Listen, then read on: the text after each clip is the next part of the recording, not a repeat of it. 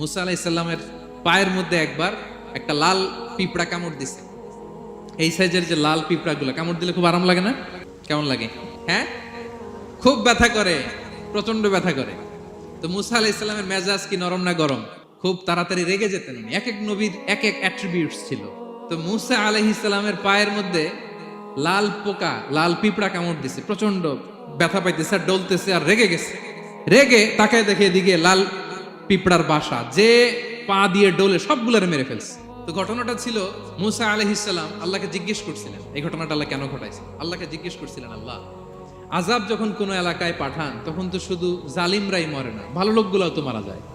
তো এই আযাবে ভালো লোকগুলা কেন মরে? আল্লাহ উত্তর দেয় না, এই ঘটনা ঘটাই দিছে।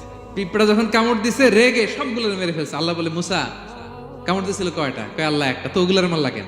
অ্যাকশনে যখন যায় এত কিছু দেখে অ্যাকশন নেওয়া যায় না।